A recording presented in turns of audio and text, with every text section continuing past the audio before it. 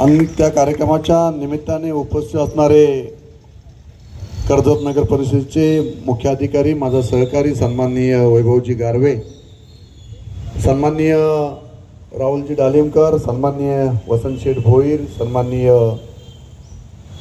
दीपकजी बहिरे, सन्माननीय उपनगराध्यक्ष अशोकजी ओसवाल, सन्माननीय तालुका प्रमुख आमचे संभाजी शेठ जगताप, मतदारसंघाचे संघटक आमचे शिवरामजी बदे, आमचे पंकजजी पाटील आणि आमचे सन्माननीय माझा सहकारी मित्र सुनील गोगटे, आमचे मोकल अण्णा, आपण सर्व माझ्या महिला भगिनी, आमची मांजरेताई आणि संपूर्ण आमची टीम या ठिकाणी, आमचे शितळेताई असतील, आमची शासनेताई असतील, ज्योती असेल, सर्वच माझ्या ॲडव्होकेट, आमच्या सगळ्या माझ्या वाघ ना पवार आणि माझे संजय मोहितेपासून सगळे सहकारी, शहर प्रमुख अभिषेक सुर्वे, संकेत भासे, आपण सारे जण ऑल टीम, आमचा नदीम, सगळ्यांचीच नावं घ्यावं असे सगळे तोलामोलाचे सगळे सहकारी आमच्या या ठिकाणी उपस्थित आहेत शिवसेनेचे. आणि आपण सर्व कर्जत नगर परिषद हद्दीतील सगळे माझे प्रमुख मान्यवर, सर्व पत्रकार बंधू, सर्व नगर परिषदेचे सर्व कर्मचारी, आपण सारेजण आजच्या या दसऱ्याच्या निमित्ताने या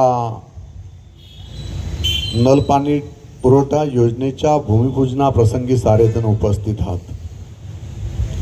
सर्व मान्यवरांनी कर्जत नगर परिषद संदर्भात आपल्याला माहिती दिली. मुख्याधिकारी गारवेंनी सुद्धा या योजनेसंदर्भात माहिती दिलेली आहे. परंतु मित्रांनो, मी आज तुम्हाला या ठिकाणी आवर्जून सांगेल की कर्जत नगर परिषद हद्दीतील या मतदारसंघाचा आमदार झाल्यानंतर सातत्याने संपूर्ण मतदारसंघाचा विकास करत असताना ज्या ज्या मूलभूत सुविधा शहरासाठी अपेक्षित आहेत, या सुविधा कर्जत, आपण मुंबईपासून जवळ असणारा आपला हा तालुका, तरीसुद्धा आपण अनेक मूलभूत सुविधापासून वंचित होतो. ग्रामीण भागात तर ती परिस्थिती होतीच, परंतु माझ्या शहरी भागाची सुद्धा अतिशय दयनीय अवस्था होती.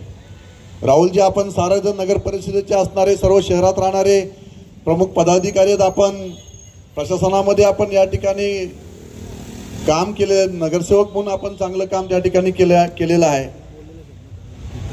आपल्या साऱ्यांना या गोष्टीची कल्पना आहे की कर्जतचं वाढतं शहरीकरण लक्षात घेता कर्जत नगर परिषदेची असणारी वॉटर स्कीम ही जवळजवळ 25 ते 30 वर्ष जुनी असणारी ही वॉटर स्कीम सातत्याने नगर परिषदेच्या माध्यमातून चालवत होतात. महाराष्ट्र जलजीवन अंतर्गत या योजनेचं काम नगर परिषदेकडे सोपवण्यात आलं. महाराष्ट्र जीवन प्राधिकरणाने त्यावेळेस ही योजना हस्तांतरित करण्यात आली, परंतु 25 ते 30 वर्षाचा कालावधी सातत्याने जात गेला. शहरीकरण दिवसेंदिवस वाढत चाललेलं आहे.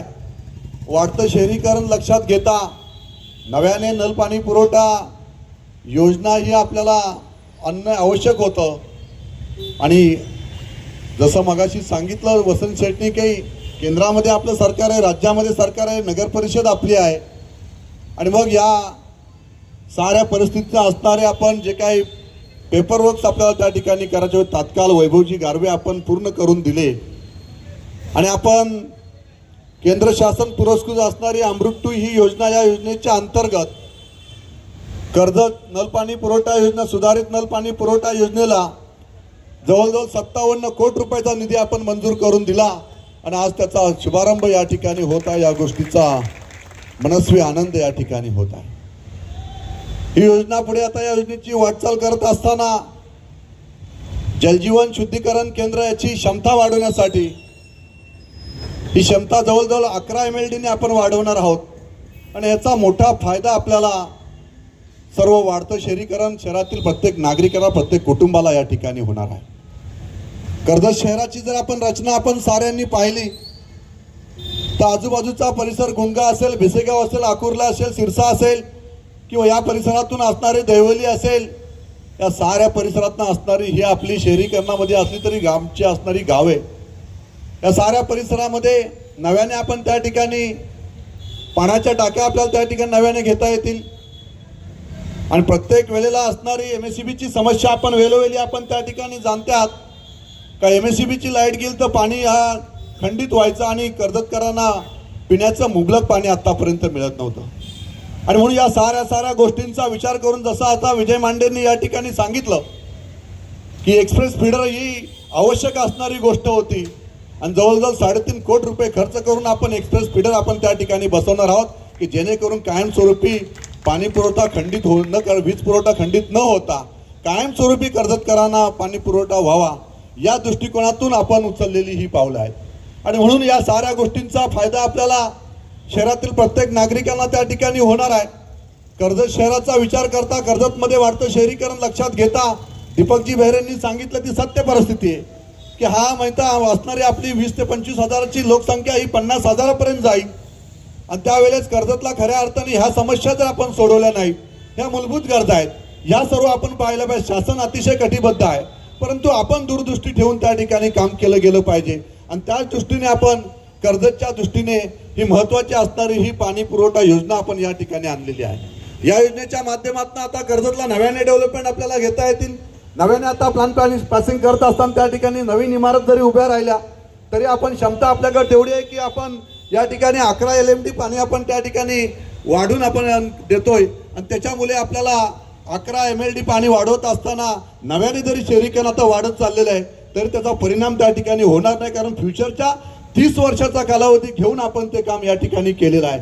आणि म्हणून या दृष्टीने आपण हे काम सारं करत असताना कर्जतचा विकास व्हावा, कर्जतची डेव्हलपमेंट व्हावी, कर्जतमध्ये नव्याने प्रोजेक्ट यावेत याच दृष्टिकोनातून कर्जत शहराचा विकास करण्याचं काम या सरकारच्या माध्यमातून आम्ही या ठिकाणी केलेलं आहे. मला सांगायला अभिमान वाटतोय की राज्यामध्ये महायुतीचं सरकार आहे, केंद्रामध्ये महायुतीचं सरकार आहे.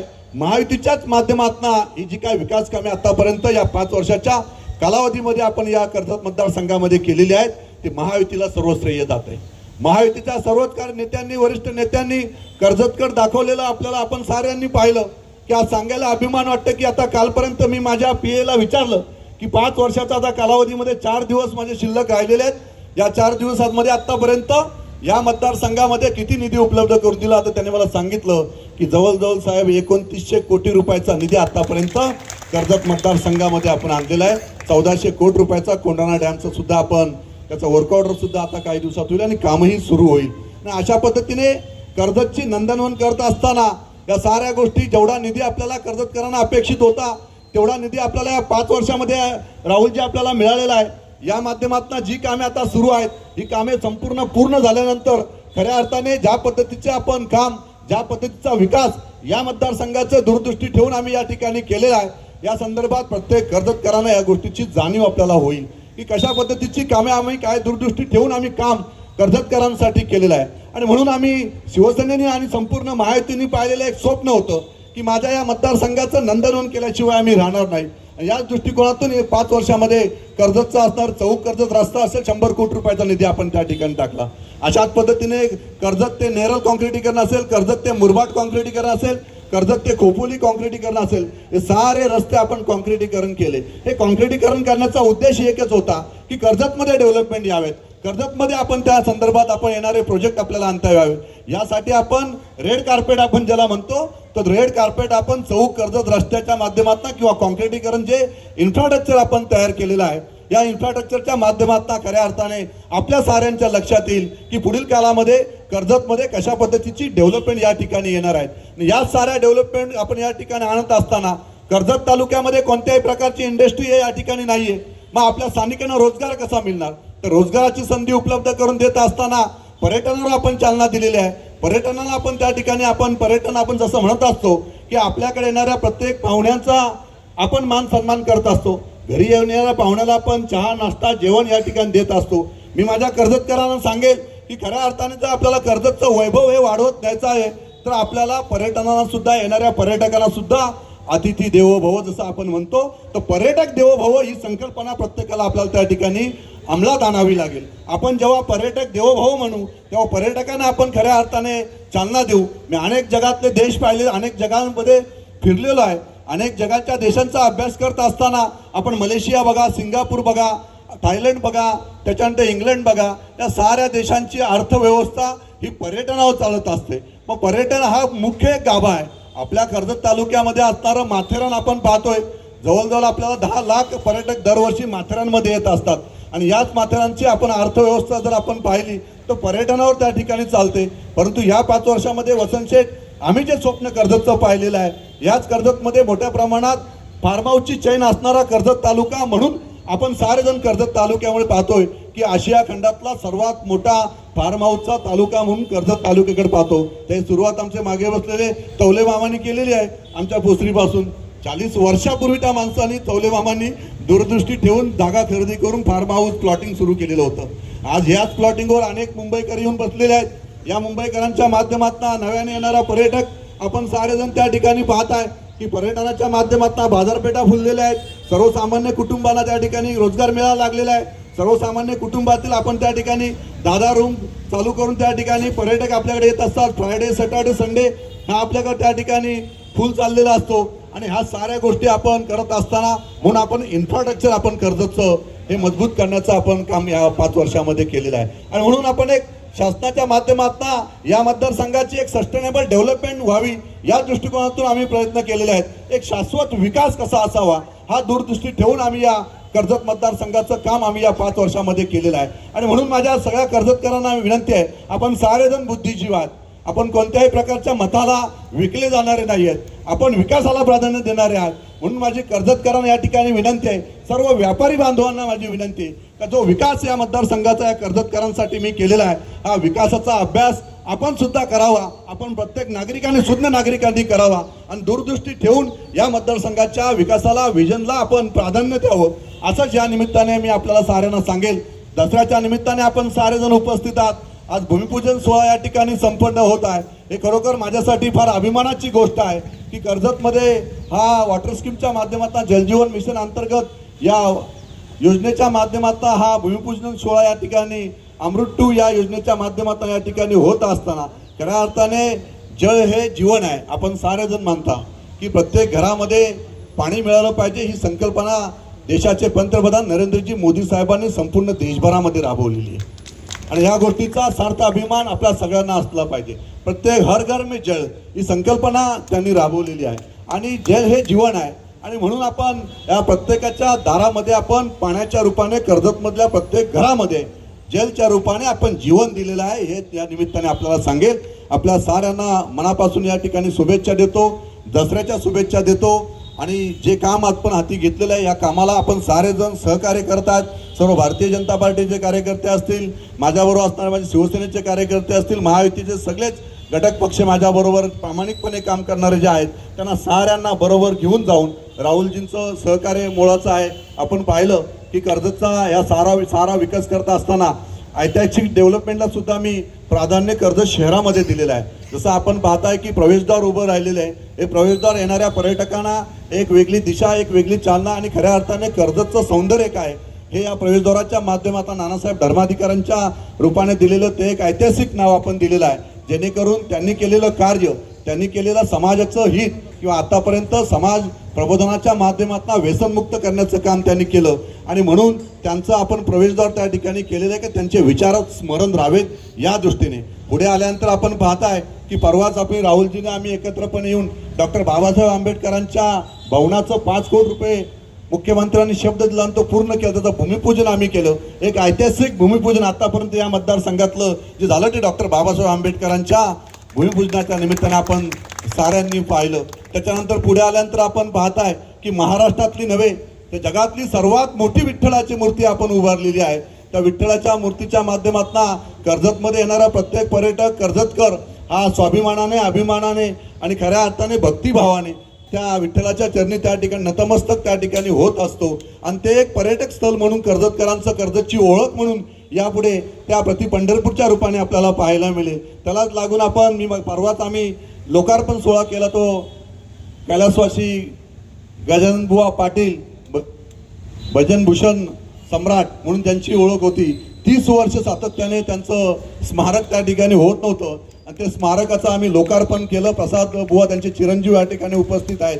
तेही काम ऐतिहासिक आम्ही त्या ठिकाणी उभं केलेलं आहे. पुढे गेल्यानंतर छत्रपती शिवाजी महाराजांची शिवसृष्टी आणि छत्रपती संभाजी महाराजांचं असणारं स्मारक हे सुद्धा सगळ्यांना प्रेरणा देणारे आहे. आणि म्हणून या साऱ्या ऐतिहासिक वास्तू कर्जत शहरामध्ये उभ्या राहिलेल्या आहेत. त्या ठिकाणी मराठा भवन सुद्धा आपण मोठ्या प्रमाणात त्या ठिकाणी एक मोठं उभारतोय.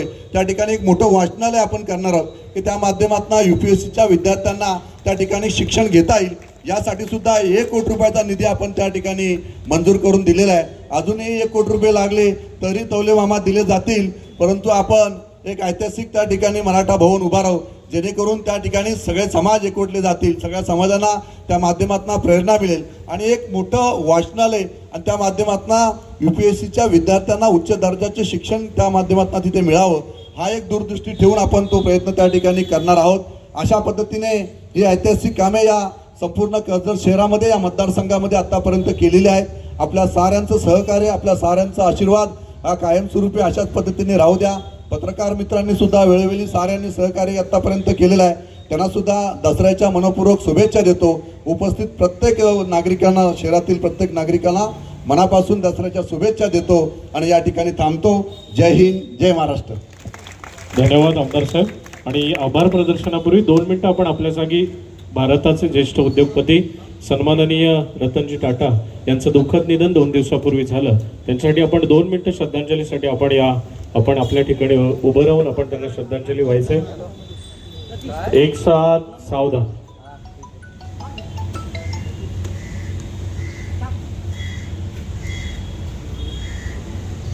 धन्यवाद. ओम शांती. त्यानंतर हा कार्यक्रम येथे संपन्न झाला असं या कार्यक्रमाच्या निमित्ताने मी जाहीर करतो. सगळ्यांना नाश्त्याची व्यवस्था आहे. आज आमदार साहेबांच्या माध्यमातून आणि कर्जत शहराच्या प्रशासनाच्या माध्यमातून आज येथे हा भूमिपूजनाचा कार्यक्रम येथे संपन्न झाला. त्याबद्दल व्यासपीठावर उपस्थित असलेले सर्वच मान्यवर, व्यासपीठाच्या समोर उपस्थित असलेले सर्वच राजकीय पक्षाचे